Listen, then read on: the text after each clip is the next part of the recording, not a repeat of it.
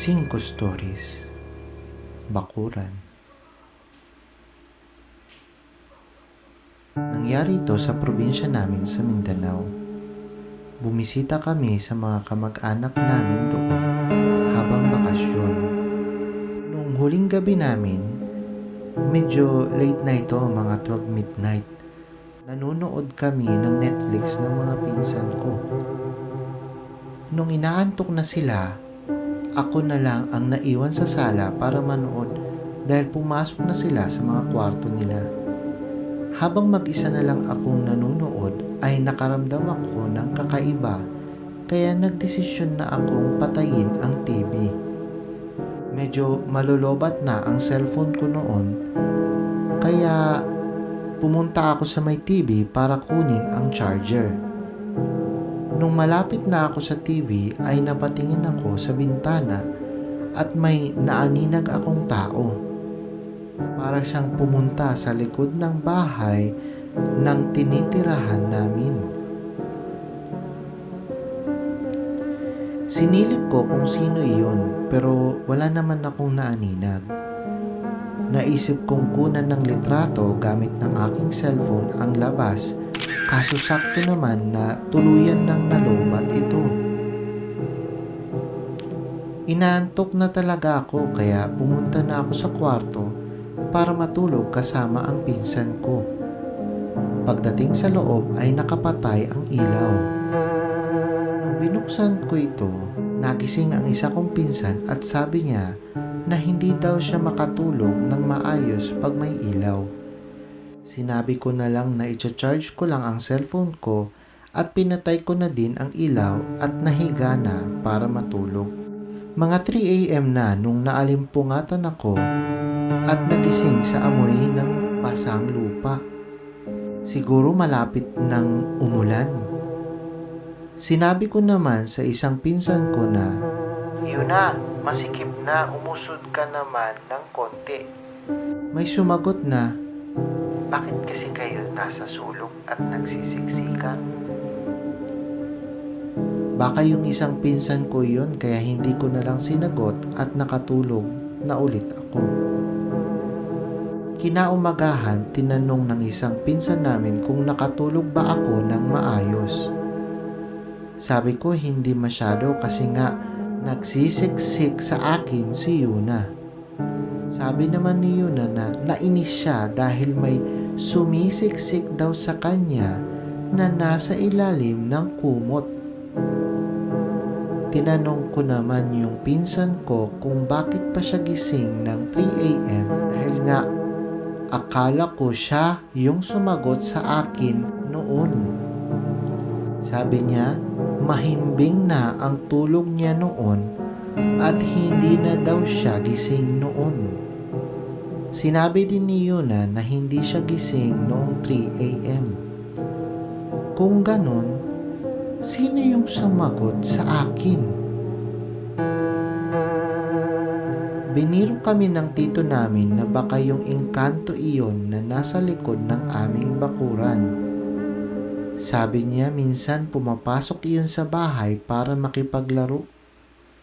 Buti na lang sa huling araw na ng aming bakasyon iyon nangyari at hindi na kami inabot ng gabi ulit sa bahay na iyon dahil nasa airport na kami noong gabing yun. Nakalimutan ko na nga ito kaso habang nasa flight at tinitignan ko ang photos na kuha sa aking cellphone ay nakita ko ito. Maaring nakuhaan ko ang engkanto noong gabing iyon. Bakit kasi kayo nasa sulok at nagsisiksikan? Bakit kasi kayo nasa sulok at nagsisiksikan? Bakit kasi kayo nasa sulok at nagsisiksikan?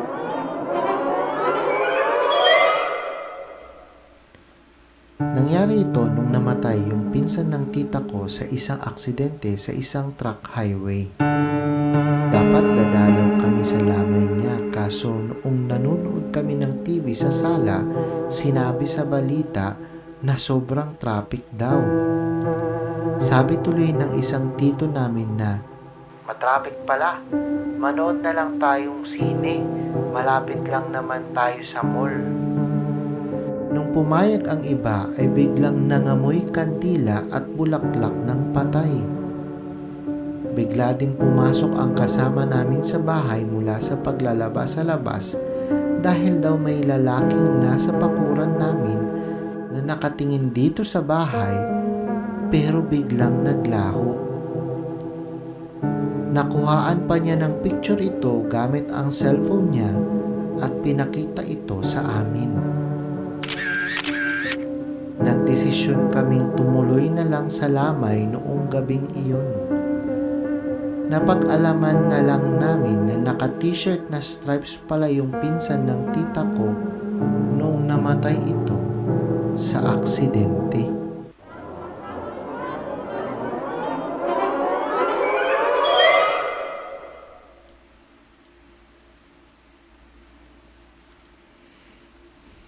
Nangyari ito nung isang long weekend. Pumunta kami sa Baguio para magbakasyon at nagstay kami sa lumang bahay ng lolo namin doon. Kasama namin sa pagbabakasyon ang 2 taong gulang kong pamangkin. Okay naman yung una at pangalawang gabi namin sa Baguio, kaso nung pangatlong gabi, nagising kami sa malakas na pag-iyak ng aking pamangkin.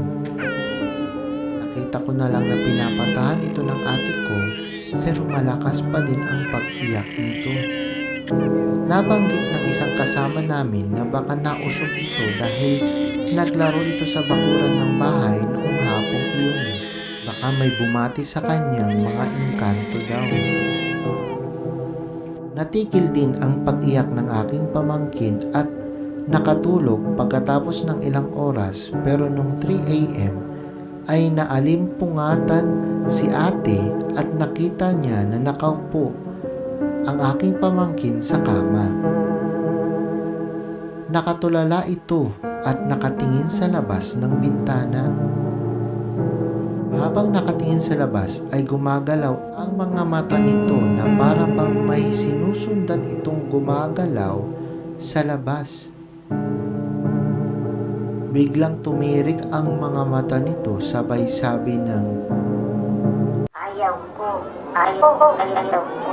Ayaw ko. Ayaw ko. at nahimatay ito.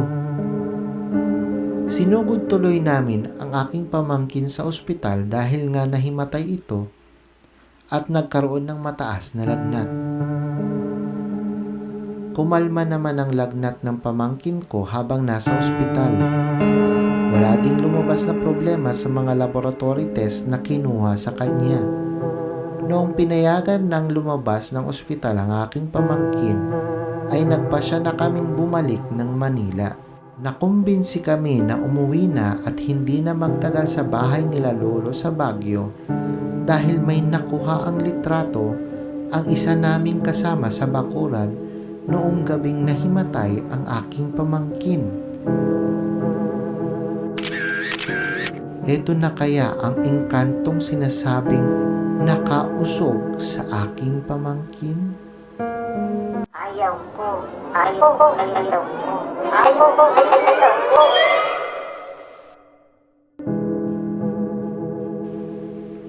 Kwento ko lang ang nangyari sa tito ko na nagkaroon ng manliligaw na engkantada.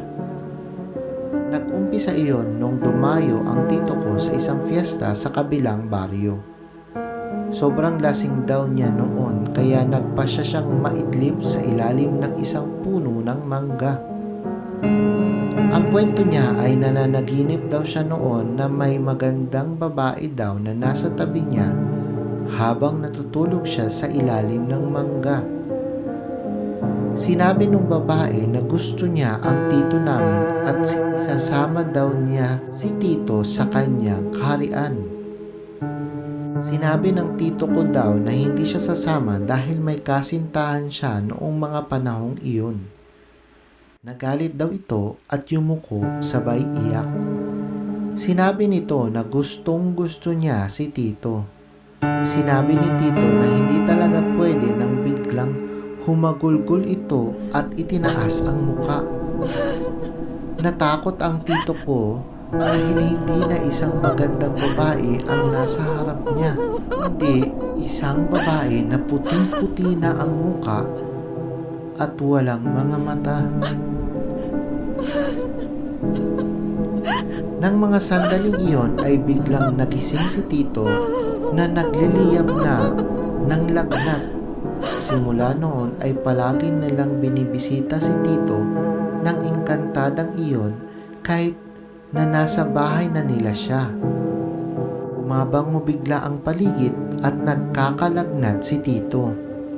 Noong una ay hindi naniniwala ang pamilya niya nang biglang isang gabi, sinabi ni tito na parating na ang manliligaw niya at inaapoy na naman siya ng lagnat. Sinabi niya na nasa labas daw ito para kunin siya at bigla na lang siyang nangisay. Noong mga sandaling iyon ay napagtripan na picturean ng isang kaibigan ni tito ang labas kung saan niya tinuro ang paparating na engkantada.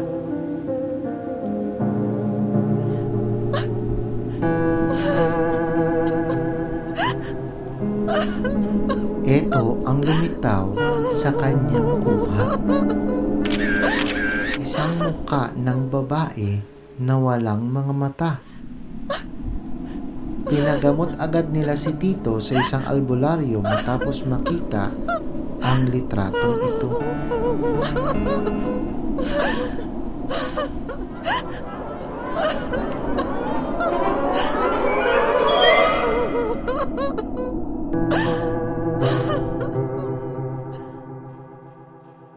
Hindi ko makakalimutan ang karanasan kong ito dahil sa sobrang kagimbal-gimbal nito.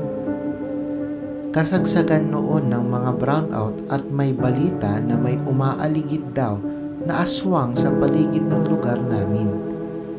Isang gabi ay nagliligpit ang ate ko ng mga natuyong nilabhan na damit nang biglang napasigaw siya.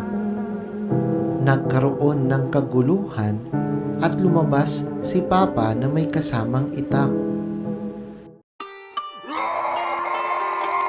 Nakita daw niya na may isang aswang na hinihila si ate. Hinila ng aswang ang kanyang mga paa. Tinaga ito ni Papa at napahiyaw ang aswang sa sakit.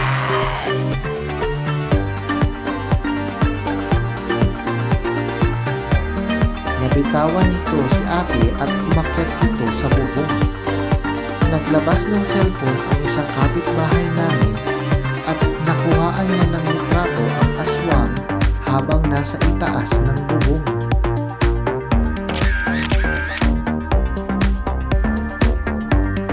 Nagkagulo na sa aming barangay habang takot na takot kaming sinarado ang mga bintana at pinto ng bahay namin habang nagdarasal. At doon nagtatapos ang fictional ng mga kwentong